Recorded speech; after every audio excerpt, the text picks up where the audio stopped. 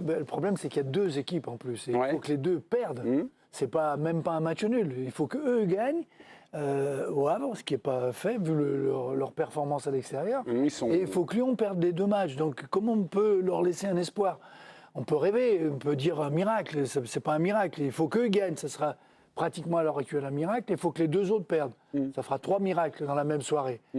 Bon, on peut supposer que... Avec une équipe qui paraît quand même extrêmement essoufflée sur cette fin de saison. Ils ont beaucoup joué à Marseille et ils ne gagnent toujours pas à l'extérieur. Il n'y a pas d'explication, c'est ce qu'a dit Leonardo Balerdi chez nos confrères de Prime Video. C'est un peu l'image de toute notre saison. On a fait de la merde et il faut l'assumer. Moi, j'ai regardé ce match en disant, tiens, c'est une bonne base de données. Pourquoi finalement l'OM n'avance pas à l'extérieur, hein. Ils sont à peu de choses près à égalité avec le dernier de ce championnat, c'est clairement à l'extérieur, donc ce qui est pathétique. Vous, est-ce que vous avez des explications à donner à nos téléspectateurs pourquoi l'OM est pas bon à l'extérieur, hors de ses bases, en tout cas ne marque pas de points? La vraie question, c'est comment ils ont réussi à prendre des points au Vélodrome avec une équipe pareille. Parce que ce soir, ils peuvent en prendre 3, ils peuvent en prendre 4. C'est-à-dire qu'en fait, ils sont pris dans tous les secteurs. Ils ne sont pas bons techniquement. Le vrai problème de l'OM, en fait, cette saison, c'est technique. Là, en plus, ce soir, ils n'ont pas Harit. C'est-à-dire qu'un des seuls joueurs qui arrive à mettre une petite touche technique. On a vu des gestes encore de Gay, de Sarr devant le UC. C'est d'une faiblesse technique, mais effrayante.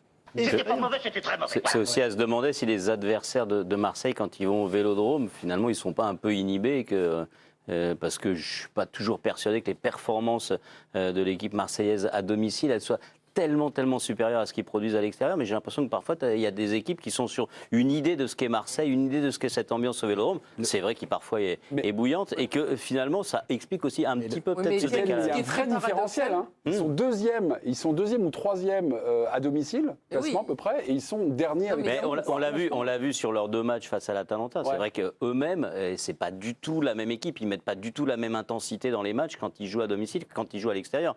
Donc on a vu le gouffre que c'est devenu. Qui a été un petit peu gommé sur le match à domicile parce qu'ils y ont mis une énergie incroyable, un dépassement de fonction, etc. Mais quand ils jouent à l'extérieur ou quand ils jouent tout court, sans ce supplément d'âme, c'est une équipe assez moyenne. Non mais il n'y a pas d'explication rationnelle. La réalité, c'est qu'avec Sampaoli et avec Tudor, ils étaient bien meilleurs en tant qu'équipe, en tant que groupe, et ils n'étaient pas bons à domicile, justement. Et ils faisaient les différences à l'extérieur. Cette année, ils ont été invaincus jusqu'à ce que le PSG vienne les taper à domicile. Ils ont été invaincus toute la saison en Coupe d'Europe à domicile. Ce qui sont des vraies statistiques d'équipes majeures, d'équipes dominantes du championnat, alors que c'est absolument l'inverse, parce qu'effectivement, on l'a dit, c'est une équipe qui est très limitée techniquement. On voit très souvent des ballons qui ne sont pas donnés dans le bon tempo.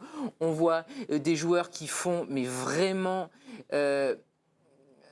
des erreurs techniques, je veux dire, c'est jamais ce qu'il faut faire face au but, c'est jamais la passe dans le bon timing, c'est la passe à droite alors qu'il y avait un joueur démarqué à gauche, etc. etc. Sur cette saison, il n'y a pas d'explication réelle. On va aller voir Giovanni Castaldi qui nous attend du côté de Reims. Bonsoir, on me dit que vous êtes là, donc ah bah si, vous êtes là, Giovanni. Bonsoir, Giovanni. Bonsoir Mémé. Ah bah le délai est très court. Giovanni, je ne sais pas si vous avez regardé ce match en disant tiens, je me penche sur le patient marseillais. Pourquoi cette statistique et quels sont les éléments que vous avez pu récolter ce soir en observant le match de l'OM qui a été battu à Reims, mais qui est battu à peu près à chacune de ses sorties? Mais ce qui me frappe, moi, Mémé, sur cette saison olympienne, je pense que c'est Philippe et Karine qui ont commencé à l'amorcer. J'avais dit en début de saison, sur ce que j'avais vu, qu'on pouvait mettre n'importe quel coach. Je trouve que cette équipe, elle est d'une faiblesse abyssale. Moi, j'adore Ismaïla Assar, j'ai rien contre lui, mais c'est une catastrophe, ce joueur. Ça peut pas valoir 15 millions d'euros. C'est Iliman Ndiaye qui rentre, c'est redoutable. Donc, c'est une équipe qui manque évidemment énormément de qualité. Mais ce soir, ce qui m'a frappé encore plus, au-delà de la différence, de la puissance dégagée par cette équipe rémoise qui a fait un très bon match. Honnêtement, ils ont été excellents, les Rémois. Ils ont mis de l'intensité. On sent qu'ils avaient envie de faire plaisir à leur public. Il ne faut pas galvauder ça non plus. Ils sont tombés face à une très très forte équipe ce soir. C'est une équipe qui manque de leader. En fait, je trouve qu'il y a beaucoup trop de joueurs qui regardent dans leurs chaussettes. Ce soir, le capitaine Kondogbia, il a encore été transparent. Même au moment, je ne sais pas si vous avez vu cette image, vous avez dû descendre pour regarder, pour vous mettre en plateau. Mais il y a eu petite amorce vers le virage des supporters pour aller voir la tribune olympienne, mais voilà, tout le monde regarde vers le bas, ils y vont sans conviction. Cette équipe, elle n'a pas de caractère, elle n'a pas d'âme. On peut dire que la gestion des dirigeants, elle est cataclysmique, tout ce qu'on veut, mais c'est une équipe qui manque réellement de caractère et ce soir, c'est la preuve. Ouais. C'est un mot valise, ça, le caractère. Enfin, je rebondis sur ce que nous dit sur le constat de Giovanni. Il a raison. Mais le problème, c'est pas ça. Pour moi, le problème, c'est ce que fait le président en début de saison systématiquement. C'est que tu ne peux pas changer ton effectif à chaque fois, reconstruire une équipe avec des entraîneurs qui se cassent au bout de 4 mois. Tu peux pas travailler. Alors, je veux bien croire que cette équipe, elle est faible techniquement, mais ils sont pas tous nuls non plus. Il manque simplement comment dire, de charisme. Il n'y a pas de on l'a dit, il n'y a pas de charisme, mais c'est surtout le problème de l'absence totale d'envie d'aller faire quelque chose de fort. Mais ça, les joueurs, moi, je les comprends un petit peu, parce qu'ils ne sont pas suffisamment aidés. On a cru, avec l'arrivée de Jean-Louis, on a eu 5 matchs, on s'est dit, tiens, on est reparti sur quelque chose d'extraordinaire.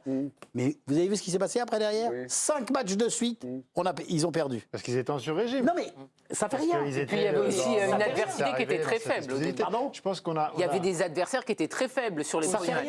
Ça fait rien.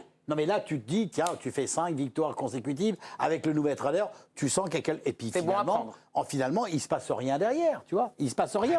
Et à l'arrivée, il y a rien. Il y a rien. Et on le voit, moi, l'exemple le plus vagrant, c'était quand même la semaine dernière face à l'Atalanta. Raymond Domenech passe une agréable soirée. Pour l'instant, l'argent tombe et tout ça, et le président n'est même pas interpellé. Vous n'avez pas envie de partager vos sentiments, vos colères sur l'Olympique de Marseille. Et il y a moins d'une semaine. Vous voulez faire que je fasse comme Allegri, que j'enlève ma veste ? Non, il a poussé jusqu'à la chemise. Et la cravate aussi. Jeudi dernier, on était en train de parler de l'élimination de l'OM, de la Ligue Europa, l'Atalanta Bergame, donc une raclée à l'extérieur.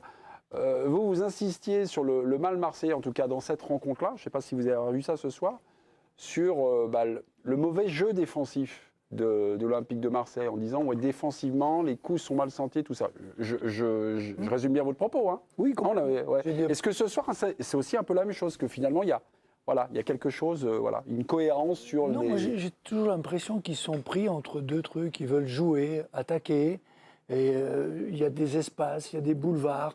Je dis, ils défendent, on ne sait pas comment c'est organisé, c'est du 1 contre 1, c'est des situations... Ils se sont fait trouver au milieu de terrain 10 fois, 20 fois. Et les défenseurs se retrouvent souvent en difficulté, mais tout le temps, toute la saison. Donc c'est le comment on joue. C'était ça, c'est comment ils jouent. Ouais. Moi, j'ai l'impression qu'ils ne savent pas trop ce qu'ils font. Ils jouent. C'est aussi qui joue quand même. L'énergie. Mais quand tu regardes le milieu de terrain, tu parles du milieu de terrain marseillais. C'est quoi le milieu de terrain marseillais ce soir en démarrage du match ? Kondogbia, Gaï et Verretou. Et ça vaut quoi ? Est-ce que c'est pas plus faible que le milieu de terrain rémois ce soir ? Ah si. Même au démarrage du match. Au démarrage, non, c'est pas sûr. non. Mais dans le jeu, moi, je dirais que oui. Ils sont fragiles en permanence parce que, je veux dire, déjà défensivement, ils n'ont pas de joueurs qui défendent collectivement, qui s'organisent pour défendre collectivement. Ils sont battus dès que ça plonge. Et ça, c'est pas nouveau. Ça fait des années avec leur système. Sur la profondeur. Dès que l'adversaire fait une passe au milieu et trouve la profondeur, ils sont en difficulté en permanence. C'est pas nouveau. Ouais, mais dans la création, il y avait quoi ce soir ? Philippe l'a dit, quand tu enlèves Harit, et pourtant il fait pas non plus une saison exceptionnelle. On a l'impression que c'est pour ça que je poursuis en disant qu'il ne fait pas non plus une saison exceptionnelle, mais au niveau de l'animation offensive, il y avait quoi aujourd'hui ? Je veux dire, un milieu de terrain d'une équipe comme Marseille, quand il démarre ce soir le match, franchement, c'est catastrophique. Non, mais on revient sur la base. C'est une équipe moyenne. Voilà. Ils ont des joueurs, ils ont quelques joueurs un petit peu au-dessus. Non, ils ont un joueur au-dessus. Verretou est quand même. Oui, Verretou, c'est un bon milieu de terrain qui écope beaucoup de problèmes. Reims n'avait pas gagné depuis 2 mois. Donc ils étaient quand même dans une situation délicate, etc. Et ce soir, un match nul à Brest.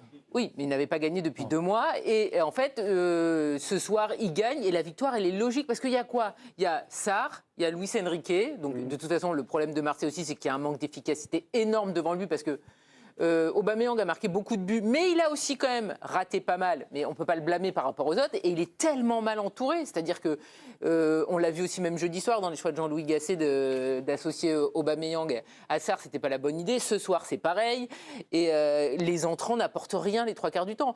Offensivement, déjà, cette équipe, elle est elle est dépourvue de talent, hormis Aubameyang. Et Aubameyang, il a déjà fait ce qu'il pouvait sur cette saison, alors qu'il est très peu fourni en ballon, qu'il est très peu épaulé. Et qu'au final, sans lui, ça aurait été encore pire. Et pourtant, la saison est ratée de A à Z. Que raconte l'action sur le but encaissé de l'Olympique de Marseille? C'est un but de Mbemba. Voilà, c'est contre son camp. S'il ne met pas le CSC, c'est Monetti qui la met. Non, il y en a deux. Il y a les deux qui peuvent le mettre. Il y en a un juste oui, mais là, il est au duel avec Monetti. Il y a un mec qui arrive à centrer tranquille et deux dans les 6 mètres. Ouais. Mais si on remonte un petit peu l'action, il y a Diakité qui est l'avant-centre de Reims, qui sort, on va dire, de la zone, on va dire, de marquage de Balerdi. Voilà, il est là, il est tranquille, il est amorti. Et derrière, il y a plus de son, plus d'image pour la défense de Marseille, parce qu'ils ont, à chaque fois, ça va être l'enchaînement des temps de retard.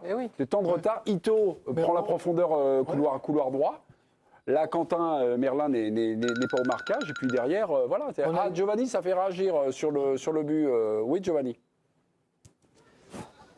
Non mais en fait ce but ça raconte que c'est une équipe qui, même si elle est dépourvue de talent, elle pourrait être au moins un peu méchante. Et cette équipe de l'OM, elle sait pas être méchante, elle sait pas être dure, elle sait pas mettre des brins, elle sait pas sortir.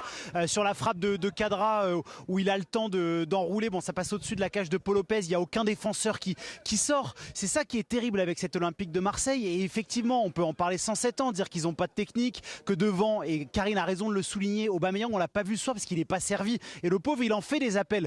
Il a un jeu sans ballon qui est parfois intéressant. Et plein de fois on l'a vu s'agacer comme ça, faire ce mouvement-là parce qu'il n'y a aucun ballon qui arrive. Mais quand tu es moins fort techniquement, tu as au moins un état d'esprit, tu as quelque chose, tu es méchant, tu es dur, tu fais mal, tu as 2 matchs pour sauver ta saison et tu regardes tes chaussettes pendant 90 minutes. C'est ça qui est inadmissible. C'est ça qui est frappant ce soir au stade. Geoffrey Kondogbia, à la pause, tentait d'expliquer, on va dire, cette première période, qui était pour l'instant donc ratée, en tout cas où l'OM était mené au score. Il dit ceci à David Aiello: il nous a manqué de la discipline, il faut avoir plus d'expérience, plus de rigueur dans nos positions. Et notamment, il insiste sur les 2 occasions, parce qu'il y a eu un but également marqué, il me semble, par Martial Monetti, qui a été en jeu au début de l'action. On doit garder le ballon et ne pas sortir trop vite. C'est ça qu'il faut qu'on change. Donc est-ce que c'est une question... Geoffrey Kondogbia, c'est l'exemple même. Oui, non, mais est-ce que c'est... Après, vous repeindrez Kondogbia si vous le voulez, mais est-ce que c'est une question d'analyse de la situation? Là, quelle est la situation que l'équipe? Une question d'intelligence de jeu, quoi. C'est une équipe conne. Je dis pas que les joueurs, hein, c'est une équipe un peu conne. C'est ce qu'il est en train de dire. Hein. Voilà. Ouais, il est le premier concerné. Oui, mais peut-être. C'est bien sûr que si tu n'as pas d'intelligence de jeu, tu peux pas t'en sortir. Mais dans ce qu'il dit, non mais c'est ça qu'il faut qu'on change. C'est un peu tard. L'avant-dernier match, donc c'est un peu compliqué. Oui, mais à la mi-temps. Hein, mais Geoffrey Kondogbia, c'est un bon joueur de foot. Je crois qu'elle a envie de le repeindre. Oui. Mais cette année, il est à l'image de Marseille, c'est-à-dire qu'il a raté sa saison avec Marseille, il a été très souvent blessé et quand il est au milieu de terrain, il devait être un patron, il ne l'a jamais été. Et son match de ce soir, comme le match de jeudi à Bergame, c'est un match où il n'a aucune influence. C'est-à-dire que lui, tout ce qu'il vient de vous dire là dans sa description, il est en capacité de faire les choses, de donner le tempo. Mais il ne les fait pas. Mais il ne fait rien. Sur sa saison, il récupère beaucoup, mais c'est derrière sa passe. Même pas, il récupère beaucoup de ballons. Franchement, quand même, quand tu as une saison, tu fais une saison, comme viennent de faire les Marseillais. Tu as un entraîneur qui s'appelle Marcelo qui vient, qui est là 2 mois et demi. Alors c'est Marcelino. Marcelino, on s'en fout, c'est pas grave. Vous l'avez connu, c'est le même.